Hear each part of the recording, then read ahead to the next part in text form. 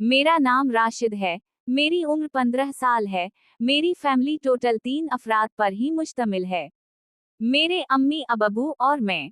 मेरे अबू जिम्मेदारी करते थे और हमारी काफी सारी जमीन थी।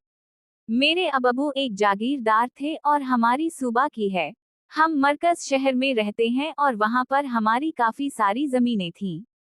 हम मशरकी इलाके के थे लेकिन मेरे दादा सूबा के थे इसलिए हम वहाँ पर ही आ गए थे। वहाँ पर हमारी काफी सारी जमीनें निकल आई थीं। मेरे अबू फसलों में काम करने जाते थे तो मेरी अम्मी भी उनके साथ चली जाती थी। लेकिन एक ऐसा बुरा दिन आया कि मेरी अम्मी को खेत में ही किसी जहरीले सांप ने डस लिया था। इसलिए मेरी अम्मी मौका पर ही दम तोड़ गई थी। अब मेरे अबू 40 साल की उम्र में ही अकेले हो गए थे। मैं माँ बाप का इकलौता बेटा ही था। अबू मेरे से बहुत प्यार करते थे। मैं स्कूल में पढ़ता था और अबू मेरा ख्याल नहीं रख पाते थे। क्योंकि अबू काम पर होते थे इसलिए मुझे किसी माँ की जरूरत थी जो मेरा ख्याल रख सके और मुझे खाना वगैरह बना कर दे सके। मैं अबू का लादिला था। इसलिए अब वो चाहते थे कि मैं दूसरी शादी करूं। मैंने भी अबू को कहा था कि कोई अच्छी सी लड़की ढूंढ कर आप शादी कर लें। क्योंकि मेरे अबू भी जवान ही थे और उनकी उम्र अभी तक 40 साल थी। इसलिए मैंने अबू को इजाजत दे दी थी। लेकिन मैंने ये कहा था कि मेरी सौतेली माँ मेरी पसंद की होनी चाहिए। क्योंकि मुझे भी शादीशुदा औरतें काफी पसंद थीं और मैं चाहता था कि मैं अबू के लिए कोई खूबसूरत सी लड़की ढूंढूं।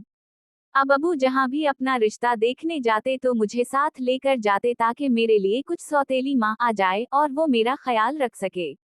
एक दिन मैं और अबू गाड़ी में एक रिश्ता देखने गए थे तो अबू को वो औरत पसंद आ गई थी। मुझे भी वो पसंद आ गई थी क्योंकि इसकी उम्र 25 साल ही थी और उससे पहले तलाक हो चुकी थी। देखने में काफी खूबसूरत थी। मैं तो अपने सौतेली माँ को देखता ही इस पर फिदा हो गया था। मैंने अबू को मशवरा दे दिया था कि अब इससे शादी कर लें। मेरे अबू मेरे सौतेली माँ सारा से शादी करके घर ले आए थे। मेरी सौतेली माँ बहुत खूबसूरत थी। अबू ने पहली रात मेरी सौतेली माँ को काफी खुश कर दिया था।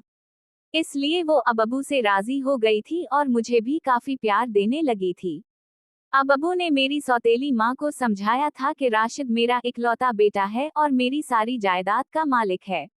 अगर तुम मुझसे नाराज करोगी तो तुम मेरे से भी हाथ धो बैठोगे।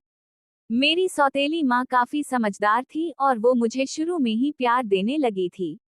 लेकिन मैंने उसको ये कह दिया था कि मैं तुम्हें अपनी माँ का दर्जा देखकर कभी भी नहीं रखूंगा, बल्कि हमारे दरमियान दोस्ताना ताल्लुक होगा।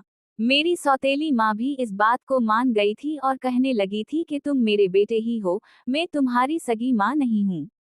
लेकिन मैंने उसको कहा था कि नहीं, मैं तुम्हें माँ का दर्जा नहीं दे सकता।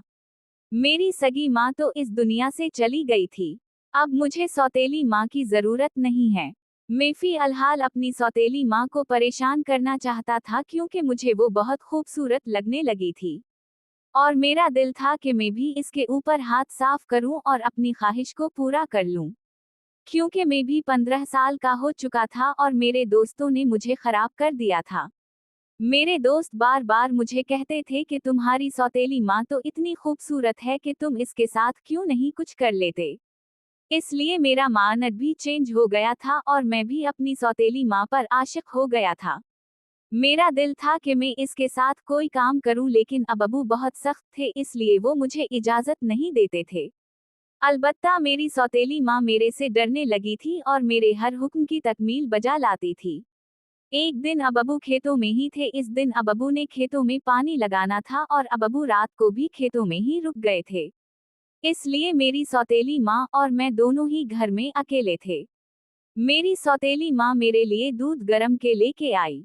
इत्तेफाक से उनसे दूध हाथ से गिर गया और मेरे ऊपर पड़ गया था। दूध गरम था इसलिए मुझे कुछ जख्म हुआ था। मेरी सौतेली माँ वहां पर मरहम लगाने लगी।